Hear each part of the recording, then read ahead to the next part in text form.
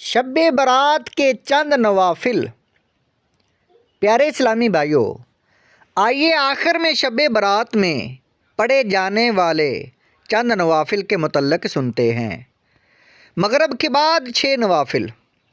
اولیاء کرام رحمۃ اللہ علیہم کے معمولات میں سے ہے کہ مغرب کے فرض و سنت وغیرہ کے بعد 6 رکعت نفل 2 رکعت کر کے ادا کیے جائیں۔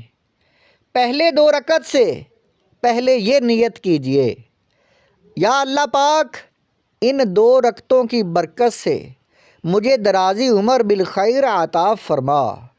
دوسری 2 رکعتوں سے پہلے یہ نیت فرمائیے، یا اللہ پاک ان 2 رکعتوں کی برکت سے بلاؤں سے میری حفاظت فرما۔ تیسری 2 رکعتوں کے لیے یہ نیت کیجیے، یا اللہ پاک ان 2 رکعتوں کی برکت سے مجھے اپنے سوا کسی کا محتاج نہ کر۔ ان 6 رکعتوں میں سورۃ الفاتحہ کے بعد جو چاہیں وہ صورتیں پڑھ سکتے ہیں، چاہے تو ہر رکعت میں سورہ فاتحہ کے بعد 3 بار سورۃ الاخلاص پڑھ لیجئے۔ ہر 2 رکعت کے بعد 21 بار قل هو اللہ احد پوری صورت یا 1 بار سورہ یاسین شریف پڑھیے، بلکہ ہو سکے تو دونوں ہی پڑھ لیجئے۔ یہ بھی ہو سکتا ہے کہ کوئی ایک اسلامی بھائی بلند آواز سے یاسین شریف پڑھے اور دوسرے خاموشی سے خوب کان لگا کر سنیں۔ اس میں یہ خیال رہے کہ سننے والا اس دوران زبان سے یاسین شریف بلکہ کچھ بھی نہ پڑھے۔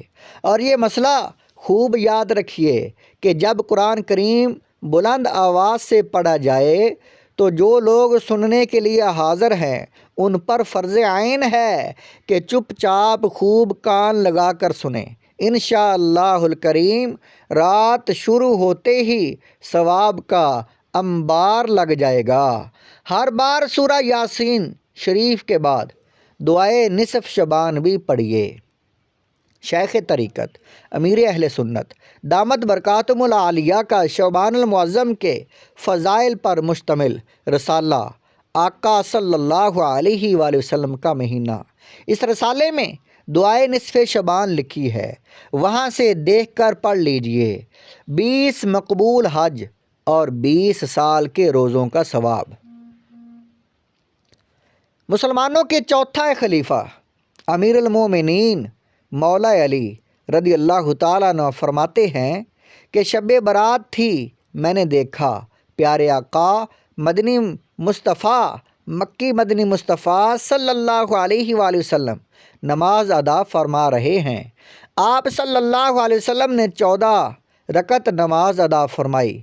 نماز سے فارغ ہونے کے بعد آپ صلی اللہ علیہ وسلم بیٹھ گئے اور 14 مرتبہ سورہ فاتحہ، 14 مرتبہ سورہ اخلاص قل هو اللہ احد، 14 مرتبہ سورہ فلق قل اعوذ برب الفلق، 14 مرتبہ سورہ ناس قل اعوذ برب الناس اور 1 بار آیت الکرسی پڑھی، اور آخر میں اس آیت کریمہ کی تلاوت فرمائی، لقد جاءکم رسول من انفسکم عزیز علیہ ما عنتم حریص علیکم بالمؤمنین رؤوف الرحیم۔